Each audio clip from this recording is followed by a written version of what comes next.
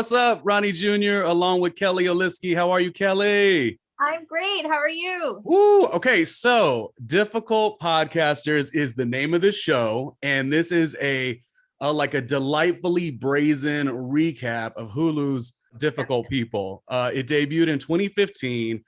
Kellie, you know I love this show. I've been friends with you forever. We both love this show.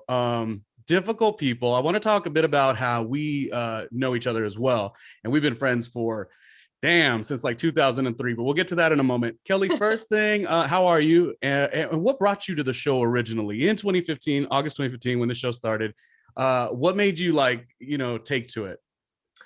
Honestly, I think it was you because right when this show was promoing, I remember it was before anybody really was all about Hulu because Hulu was pretty new.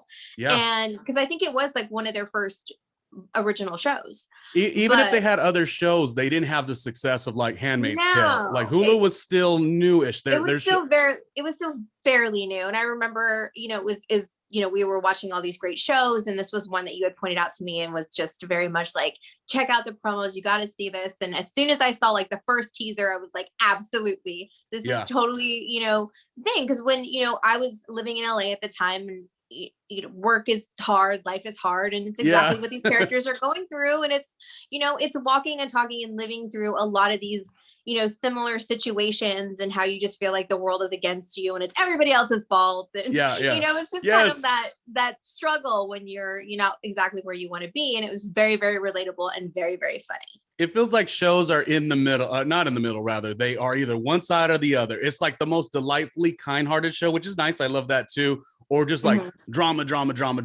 There's never like a sweat the small shit type of shows. And that's exactly what Difficult People was. Obviously, Difficult People, I don't know when I got where I learned of it. It might have just been searching on Hulu or whatever. I knew there was a little bit of buzz because it was Billy from the Streets transitioning into this new series, along with Julie Klausner. Julie Klausner also worked on Billy on the Streets as well. So they already had a synergy going into this. Amy Poehler as the executive producer. So I don't know. I just wanted to give it a shot. And I got to tell you, this is no diss, but I wasn't necessarily the fan base for Billy on the Streets. Like that show is it's kind of like, the type of segments they do for Jimmy Fallon, very packaged. And like the On the Street with Kimmel and whatever. Yeah. Yeah, definitely Billy is insanely talented, but that's not what brought me to the show. I agree with you. It was the trailer. Like the trailer was like, oh, so basically you could be aspiring for whatever you're aspiring for. And the world will tell you like, don't have an opinion or don't complain about it. Like, just like enjoy the ride, the journey. Kumbaya. I love all that. I do. But like, sometimes you just want to be like, shit.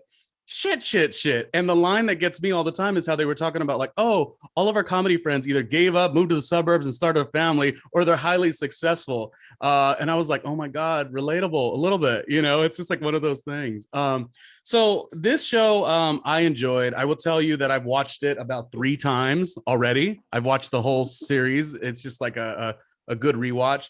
One day, Kellie comes to visit me in New York. We originally met in LA in 2003 in radio.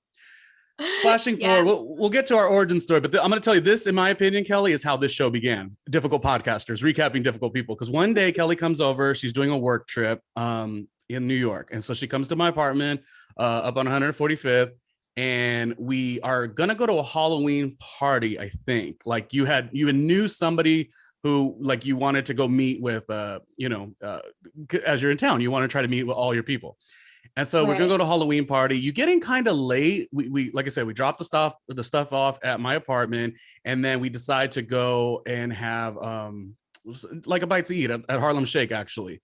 On 125th. It was raining. Was this when it was raining? Rainy, but it was Halloween, right? And mind you, I know if you're watching this or listening to this, you're like, let's get on with it with Difficult People. But I'm going to tell you why this connects. So Kellie comes over. We go to eat at Harlem Shake. We still don't know the plan because Kellie wants to meet up with some friends on Halloween. And it's rainy, but we want to get a little bite to eat at Harlem Shake. I don't think we ended up meeting anyone after a while. I think like it was just like a cranky day for me. You might have been delightful, but I was always grumpy. I'm always grumpy. And so we're I have sitting. photos from that night. So Oh, yeah. In the promos on social media, follow us. We'll have all the things for you, and I'll share some images from that night. We have a lot of photos of us smiling, being grumpy, and drunk. So take your pick. So we're sitting there, and it's Halloween, and everyone's dressed up at the Harlem Shake right there. And all of a sudden, I'm just like, oh, what a stupid costume. And I'm not going to put words in your mouth, but you were also, our banter, Ronnie and Kellie banter is just classic as it's going to get. And so we're like, oh my God, how dumb. Or maybe even like where we were going to go after that, like making our nightly plans. Oh, that's so stupid. Like, that's just how I felt, right? Happy to see my friend Kellie, but like, man, it's so stupid. And then all of a sudden I look up and I get this light bulb. I go, Kellie, do you realize what we are dressed as for Halloween? Because we weren't dressed as anything. But we were talking that dialogue of like, what a dumb costume, dumb outfit. The person at the counter like asked us some delightful question. I was like, oh, kiss my ass, We were definitely the difficult people. Yeah. So I look up, I said, we are difficult people. I'm like, we are literally not dressed as a costume, but we literally are Kellie, Billy of difficult people. And it made us laugh. And from that point on, I was always like, oh, I want to do something with this. And all these years later, here we are. And this is why we're doing the show. Okay, difficult people. Kellie, take it away. This is Library Water. This premiered August 2015. As I said, I wasn't really into Billy on the Streets, but I was excited to see what was going to happen here. Great vehicle for Billy to become the star that he has been. And we know he is huge. Absolutely. But let's get started with this episode 1. How did you feel about it? And let's get underway. I think it was like the perfect pilot episode for this series. It definitely introduces you to who these people are. The show opens, they're both running down the streets in New York. And it's one of those things, like if you are in a big touristy city, if you live in one, you know that anytime you're in a hurry anywhere, somebody's got to stop and ask you for directions. Where's this? Where's that? Do you know where this is? And, being the difficult people that they are, they're like, oh, it's enough, get away from me. And then they meet up at the theater to see Annie, and you just like, you get the both sides of them coming in, and then they get to the theater and they're only happy when they're talking to each other. The rest of the world sucks. Yes, and that's my favorite thing about it. And I love when they get in the theater and they look at the program and they're like, oh, it's not even the real Annie, it's an understudy, like what the hell. And they're talking smack back and forth to each other, and lo and behold, who is sitting in front of them but 2 beautifully bright-eyed little children. Yeah, we don't, and children, they could annoy us at times, Who wants to talk shit right behind a bunch of kids? But this is my favorite thing. Have you ever been out in a place where you're kind of in a similar situation and the parents kind of give you those looks and like, you got to watch how you are? I mean, I have a niece who I love to death, and my kids in my family I love, but I'm not a huge fan of children per se. Much like Denise, who we're going to meet later in this episode. That's the thing. It's not a huge fan, but well, the thing is, like, kids are so great and such a life-changing experience. I don't have any children, but it's like the assumption, I think, is what it is. Like, not to jump too far ahead, but there's this really great talking point that Julie mentions, like, oh, you mean the neighbor that thinks because I like dogs, I like kids. Like, it's this assumption that, like, just because you think they're cute and just because you think you want to talk about them, I don't necessarily want to talk about them. I don't have kids. I want to move on with my life. It is what it is. Right. But I thought what was interesting about that is, we just got so much in the first, like, 4 to 5 minutes of like these characters, and again, I'm watching with this eye of, oh, Billy of the Streets wasn't really like my kind of show, but then instantly I'm like, now this is good. This is good banter between the two. It was right in alignment of like where I was at maybe in like my aspiring radio career. And I was doing a little bit of television production at the moment as well. And it just really made me feel connected and relatable. And that's all you really want in television, is being relatable. Real quick, as a note, I said we were going to mention, and I skipped over. So Kellie and I met in radio in 2003. So literally a long ass time. From that, we've seen Kellie in PR. We've seen me in radio and television production and little things here and there. So it just made sense that this show would connect to people like us, because Kellie, you weren't ever working like a desk job, no diss to a desk job. You were working PR, for some of the big, I mean, you could speak to that where you were working. And so it makes sense, like this dialogue of like this industry being fun and you can't live without it and you want to pursue it, yet, oh, it's just lots to complain about as well. That's Oh, what I got. absolutely. Yeah. That's the thing, because when you're trying to bring yourself up in I grew up in Texas. I'm actually back in Texas now, but when I lived in LA for 17 years and by myself at a really young age, and you have to hustle. Everything you do, you got to figure out how you can be better, how you can make money. And it's kind of one of those things that drives that city. And in New York, it's very similar. And that's what we see with these guys is they have their day jobs and whatever they do to pay the bills, but they aspire to be much more. And it's all the trials and tribulations that come with that. And especially when you have a really bad attitude about it, because you're just kind of over it. I mean, they're in their 30s at this point. So, there comes a point and, I went through some similar things too. It's like you get to a certain age and it's like, well, when is this shit going to be where I want it to be? Not that, you're necessarily unsuccessful, but it's like, in your mind, like when's my success going to happen? And this is what we're seeing here. Well, not even, they have their ideas too, to make more money.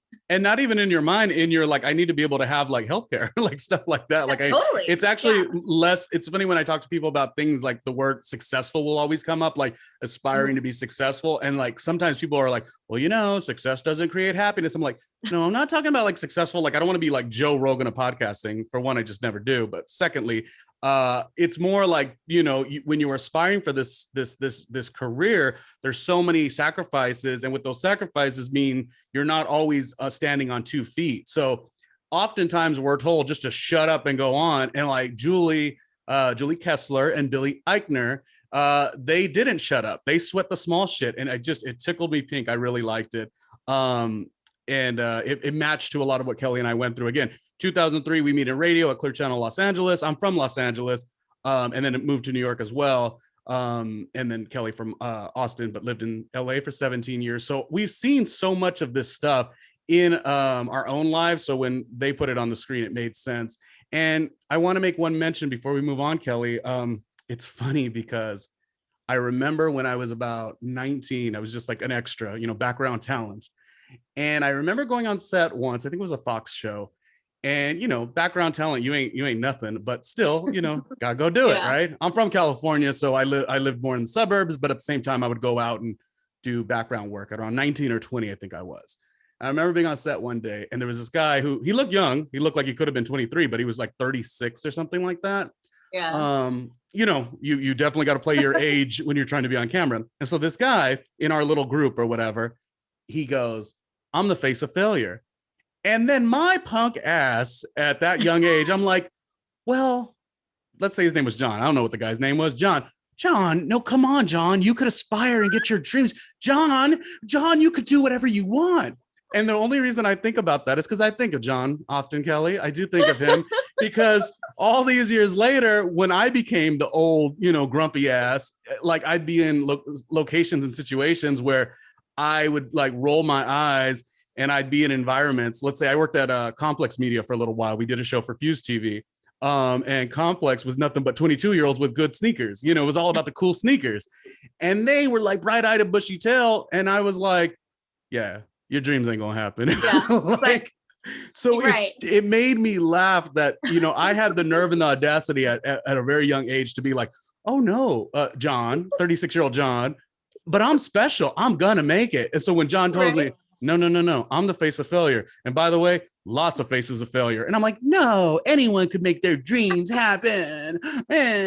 Oh, it's so. It just reminds me right now of in that when they are in the theater to watch Annie and they're talking about the understudy and the mother's mad because they're cussing and asking them to, watch their language, keep their voice down. And they're like, oh, sorry. But no, we're not going to do that.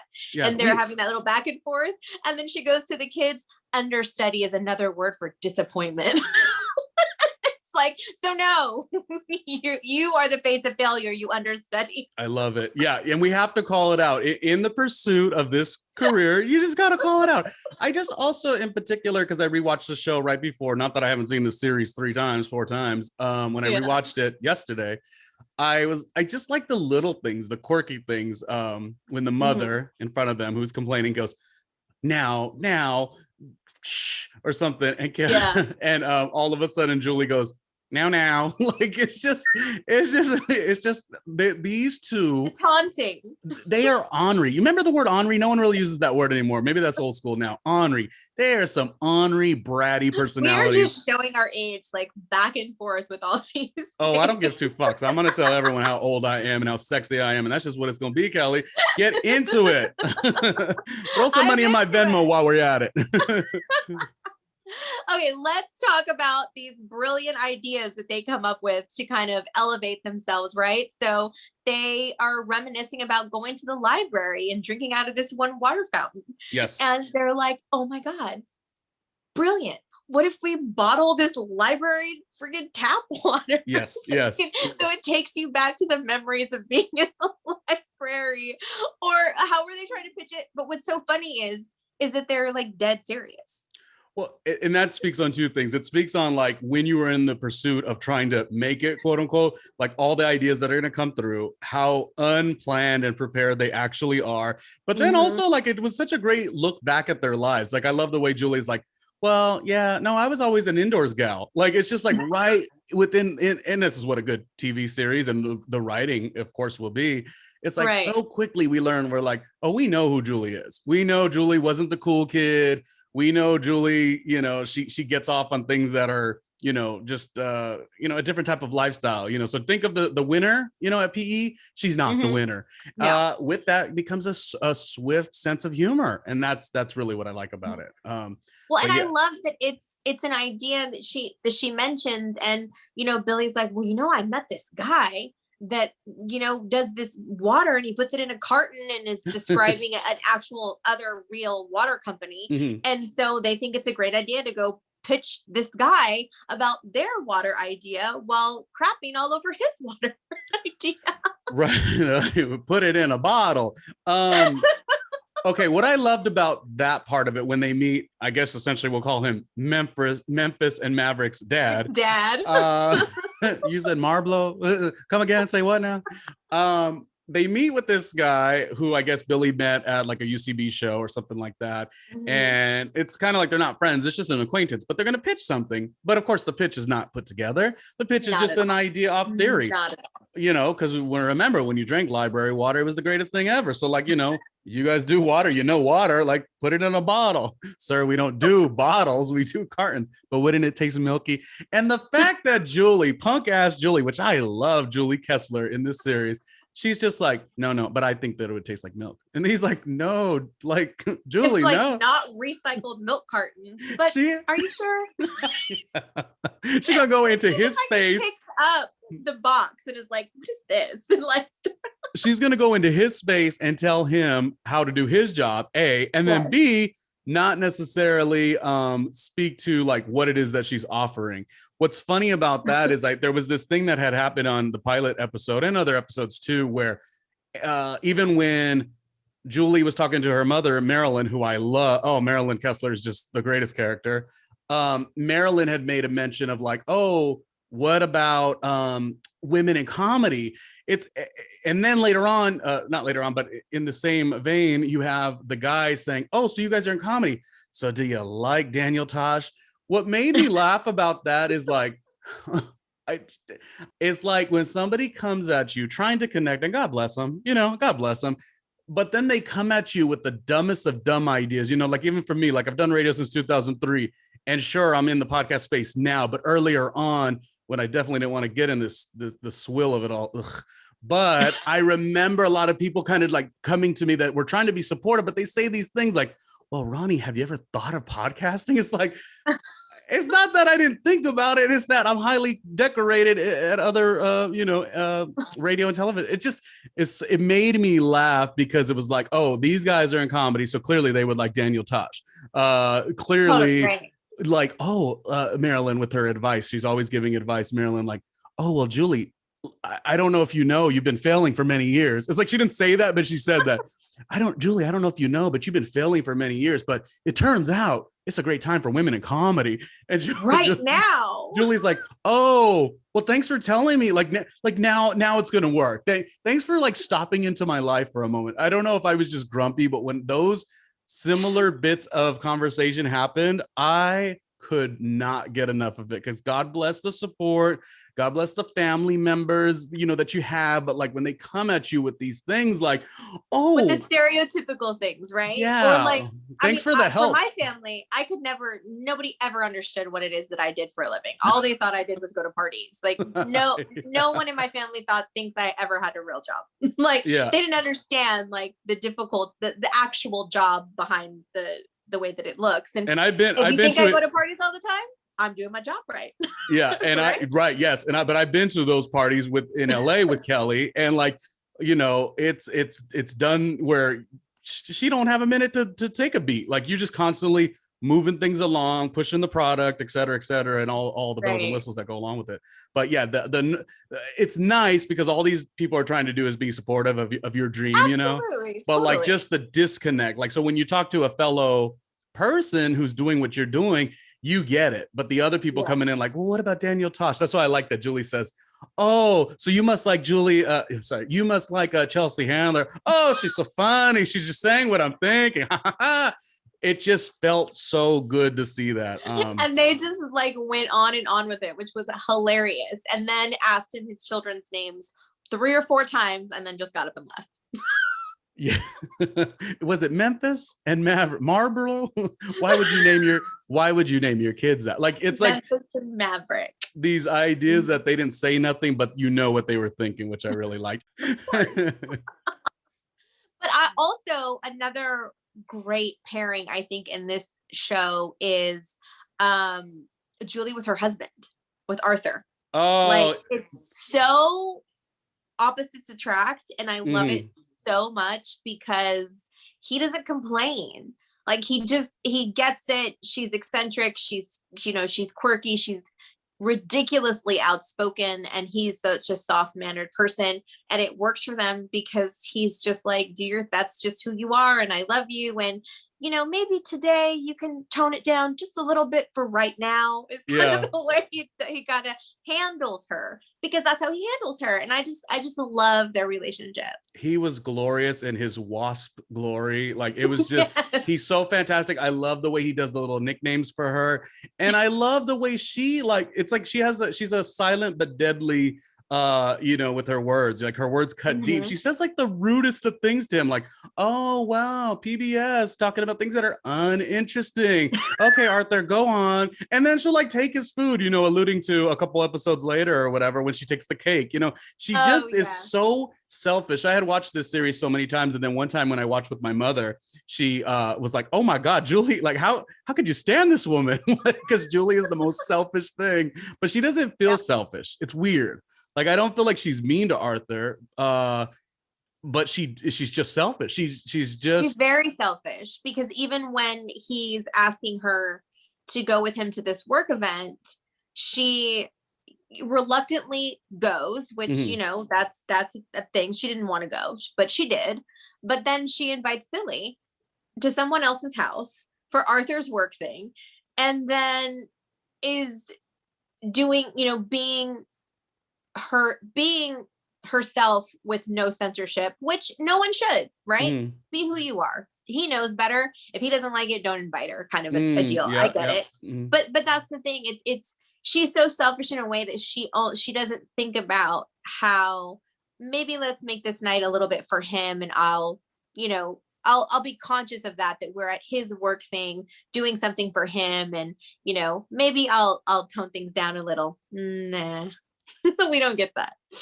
And yet we still almost are left to wonder why he's so into her still. And I think that's why those nicknames really worked for me, because you're just like, it's like, like I think you mentioned it a second ago. It's like he tolerated her, and he still, I love the nickname Noodles or just all of the, Cupcake, or I'm not sure what the nicknames were, but it really worked. And I love to see them develop as well. I love the episode when she meets the other gals in far off New Jersey, and she's like, oh, what did they say? I got to take care of my man. Like it's nice that she's selfish because that's the show. But then that one episode, you see like a little bit of a difference, which is really cool. But Arthur is such a great character, and it couldn't have made Julie better with, like that's what we needed. We needed the yin to the yang right there. Oh, totally. And I think that's what kind of works, because, you see her on the street with her friend, and then when she goes home, she has her 2 basset hounds, that she loves. There's painting of them on the wall. Those are her kids. And, her home life is very much a lot more relaxed and comfortable than we see her being when she's not at home. Yes. So it's kind of like you see the 2 sides of what her life could potentially be. Yeah. I love it. I like that. And also on the same token, then you see Billy's relationship with his coworkers at the restaurant. I like it, and I like as it goes forward because we get some new cast members, season 2 and 3 as well. I can't get enough of Derek Baskins and Gabrielle Sidibe. I cannot get enough of them. It's just like one of those shows. I mean, everyone says this on every show. I couldn't imagine anyone else in this role, but I truly could not imagine anyone else in this role. And even Cole Escola as Matthew, it's also brilliant. I took a big takeaway. Like, I like that they played a little bit of the yin to the yang, where they're like, Billy Epstein is a gay guy, but doesn't necessarily enjoy other gay guys. And it was just like funny, like it's a funny push and pull. He clearly doesn't hate. He's not self-loathing or anything like that. No. But it just, for me, that felt very relatable, because, there are moments where when you come out, you're just kind of like, well, what's what, da da da da. And then you see a Matthew who like is just unapologetically Matthew, but he ain't really there to hurt nobody. But you're still like, oh God, shut up. Would you just shut up, Matthew? Stuff like that. His insults are hilarious. Matthew's like or Billy's? Matthew that he throws at Billy. Like, it's just funny because it's those in your face. Oh, guess what? I just saw Josh walking down the street holding hands with another man and looking so happy. Yes, Josh was who Billy was with at the moment, and they had broken up. And what's so funny, because it's, as you mentioned that, Kelly, I feel that the way Matthew makes fun of Billy is very much like, remember I told you that story about, being an extra background. Right. And I see that 36-year-old and he's like, I'm the face of failure. I feel like Matthew's entire conversation to Billy in episode 1, at least, was like, but no, Billy, you're the face of failure. So just shut up. Like, that to me is really, I never put like words to it, but that's exactly what Matthew gives.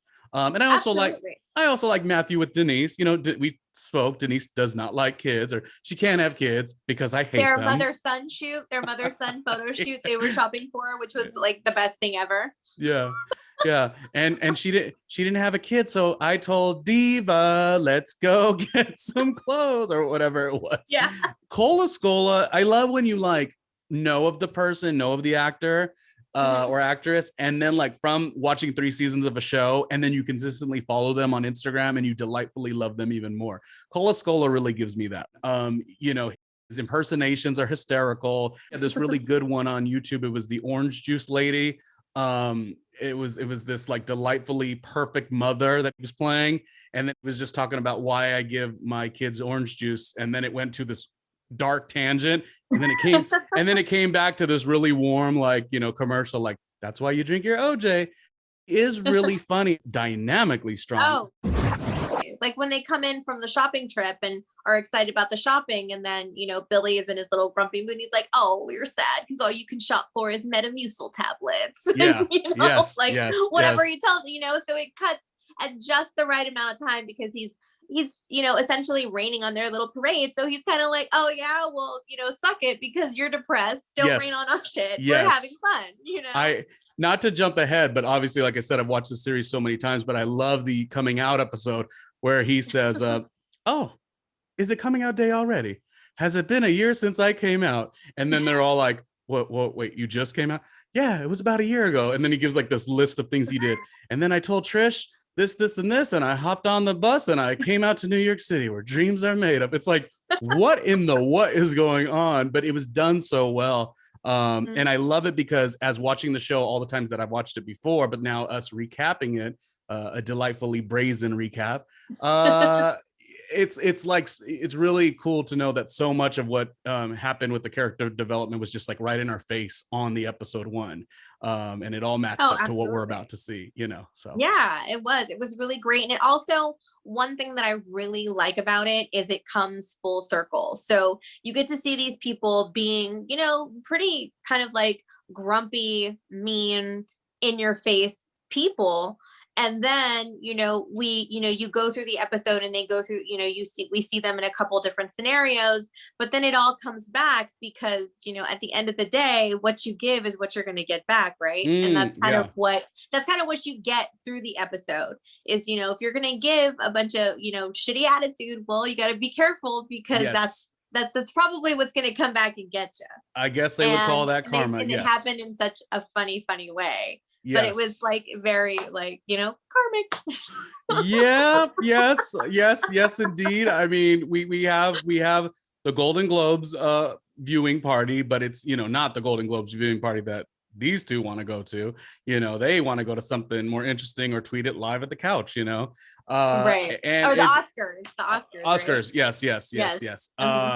And just this like fish out of water, but they're not fish out of water. They're only fish out of water because they don't like anyone else except for themselves, except for each other. Yes. Yeah. So that's And I like the way even when Julie says some unmentionable comments or is just awkward because she's always awkward. Arthur just does his due diligence to be like, Julie, let's go over here. Let's be nice to people that aren't each other, and let's let's pretend that never happened. Like he does so well. But again, you said it earlier. It's like, this is the woman that he loves.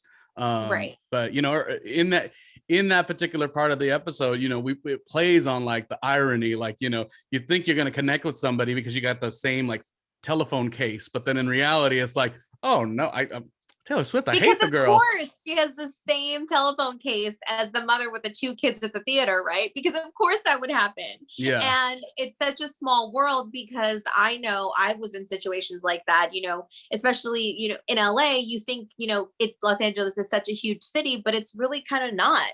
Mm-hmm. Like, it's a small world, and it's that, you can see someone somewhere and then, things like that will happen. And in this particular case, that not so nice run in, she runs into the mom that, the parents of the kids from the play. Yeah. And then we find out that her husband is the water guy, the box water guy, which is even better. A small world, but not the small world we want to be in. And it's like the smallest world you don't want to be in. And it's all buttoned up with, Billy finally seeing Josh, who the whole episode, he's been sort of telling us that he's like trying to get over Josh. And in one quick swoop, time moves on and Josh ain't the same Josh that he knew, and he's like, no, I'm definitely good on this. Moving on. But doesn't that happen sometimes? Like you are, you can be in a relationship and you think that you're so in love with someone, and you break up for whatever reason, and when you're in the midst of a breakup, all you remember is all the things that you can't live without and all the things that you're so in love with, and then more times than not something will happen and you run into this person and you're like, what the like, what was I so kind of like wrapped up in that this was like the end of life for me? Like, what was it? He had his moment. He was like, yeah, no, he did this one thing and I'm good. The overthinking will lead you to believe exactly how you just said. Right. It's kind of like, do you remember the episode of How I Met Your Mother? It was like the glass shattered episode where like all of these little things that each of them did, they didn't notice. But once it was brought to the attention, you're like, oh yeah, Marshall does always eat like he's eating gravel. Robin always says the word literally, stuff like that. I think it's like one of those things where once you're removed from the situation, the glass shatters, and now you see like, oh, I didn't need this guy, which was really great too, because it opened up Billy to like, oh great, let's see where Billy's gonna go in his dating life, And I, me personally, I will say, I loved the portrayal of the way they navigated Billy's lifestyle in New York. Being a gay man, but also like just the way it was done was really cool, but it made sense because you had a version of these polar opposites, Matthew, Billy. So you got to walk it all, but like feel really like, oh, like let's get into this, and everything felt normal. I'm saying like it felt very normalized, which for me, I really value shit like that. Can I backtrack to a scene that really was also the epitome of the show, even though I'm saying every scene is the epitome of the show? Please. These two, she's being the like the service person, helper to Billy being sad. And she's recapping, she's talking about if the Vanderpump characters were the Angels in America characters, like no one would care. Poor Sheena. And so we're getting a sense of Julie and her recapping and her just why she takes herself not so seriously, but she's just always grumpy. But what I love is, as I alluded to earlier, the show's really about sweat the small stuff. So they're going on and on about all these problems. Oh, and I have this problem, and I have this problem, I have this problem. And could it not be a better person for Rachel Dratch, who the character was headed to chemo, and she gave you a little bit of that, I'm just wondering if I could get some attention because I got to go to chemo. And just for them to have that balloon pop for a moment, like, damn, we over here just like having the worst day ever.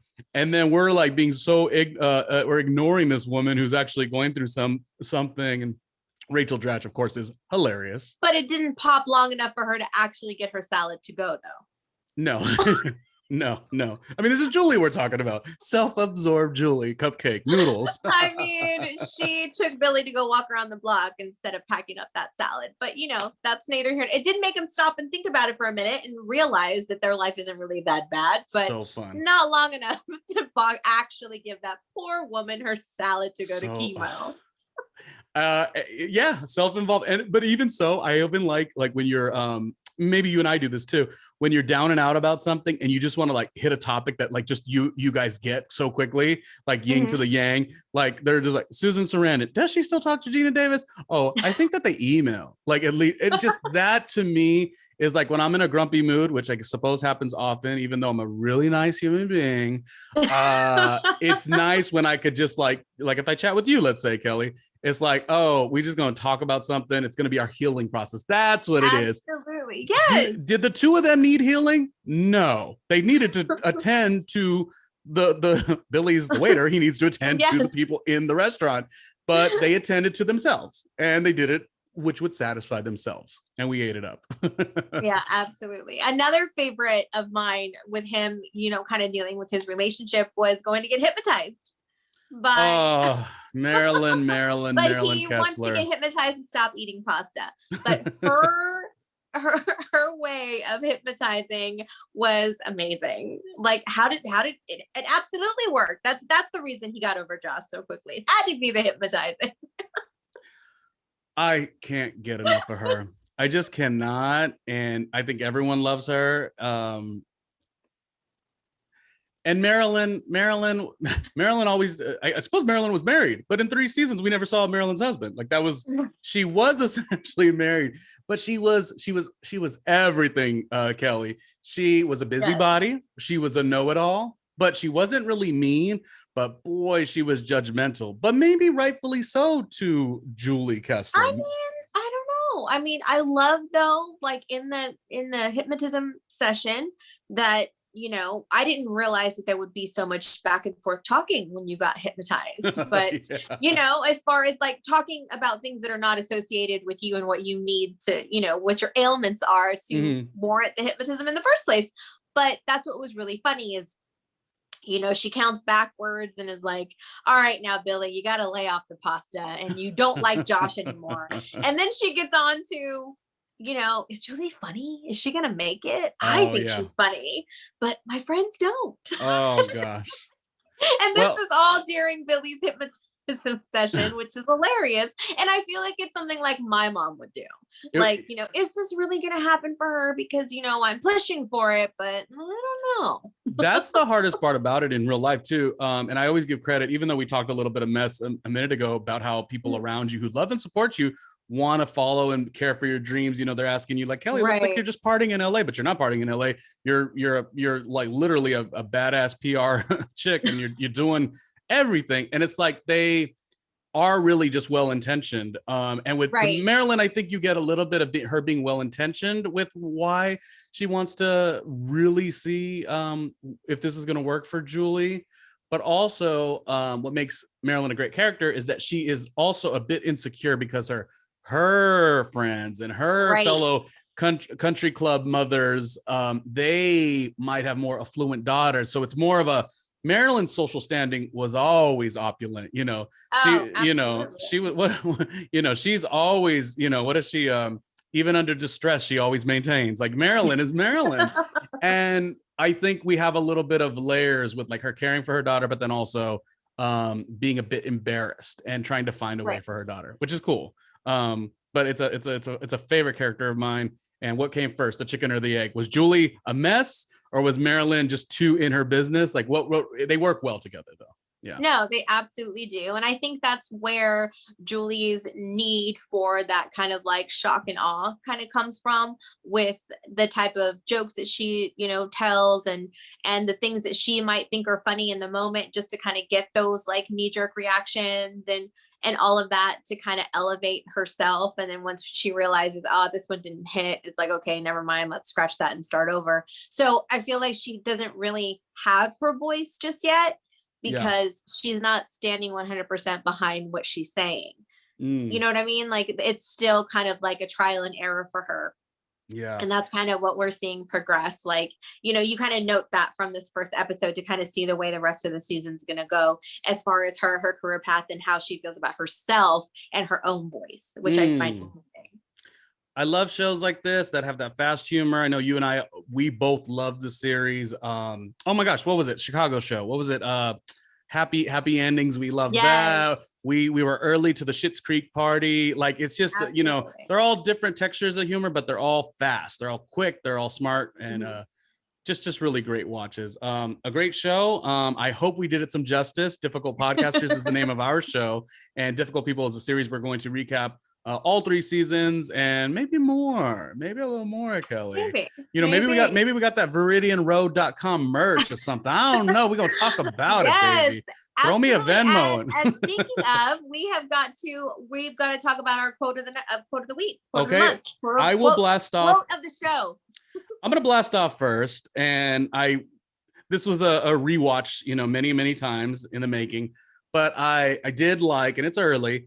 I like when she says, you know what I liked about it? I liked it because she was talking about recaps, which, by the way, in 2015, people were doing recaps, but like the world has only went to recaps further and further and further. You know, Difficult People, the series on Hulu, had a whole podcast episode. So all this stuff, they were very early to the party, which is one of the things I love about this show.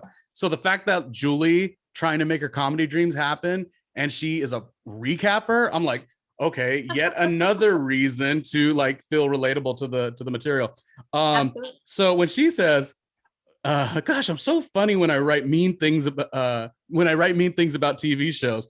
How come no one's ever hired me to write for one? Yep, that's my favorite. That's a good one. Yeah, she's like, she's like, oh yeah, because he liked it too. He's like, oh, your Housewives recap was hilarious, you know.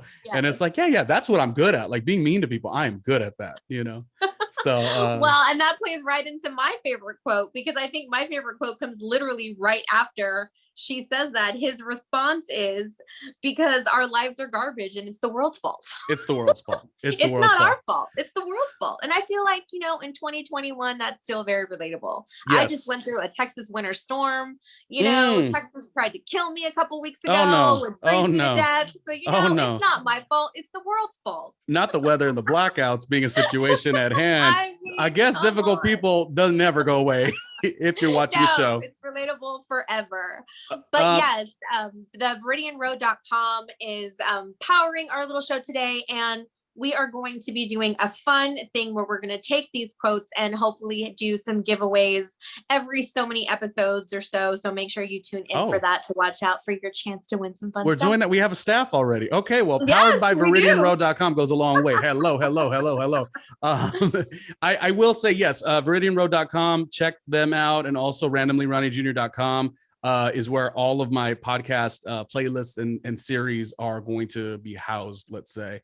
And it's great because Kelly and I have known each other since 2003 in radio and have been through different facets of our lives, you know, be it LA, be it you in Austin, be it me in New York. And yet we get to come back to this, and I like this. So let's get busy for sure. Me too. I'm super excited to continue. We've got 28 fun-filled episodes. We got one down, 27 to go. Let's see how much trouble we can get ourselves into before we're done. Trouble meaning cute and sexy, right? Of course, any of last course. words for you, Kellie? No, I'm super excited about this. Definitely, want everybody to check out VeridianRow.com and also RandomlyRJ.com, see everything that we're doing. And, any comments or questions, or even like your favorite quotes from the episode and things that kind of stand out, definitely, hit us up on all of the social channels, our Instagram, Twitter, all of that good stuff. So all of that will be available to you.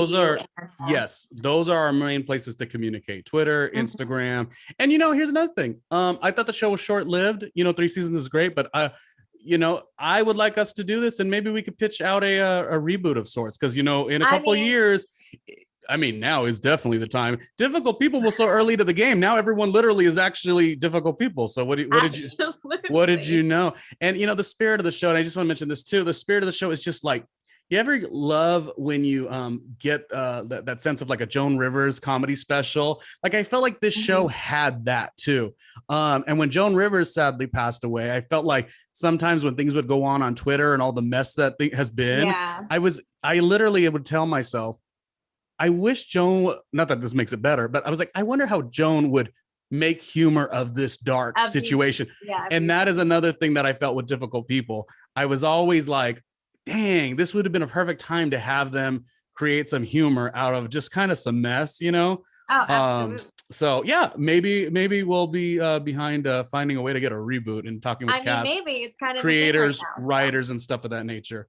All right, that is the show. Kellie Oliski, Randomly Ronnie Jr., VeridianRow.com, difficult podcasters. Episode 1 is in the bank. The bank? The bank? Is it in the bank? The bank. It's banked. It's done. We're good. I should say bye. Bye, bitch. That's what I should say. Ronnie, goodbye. Bye.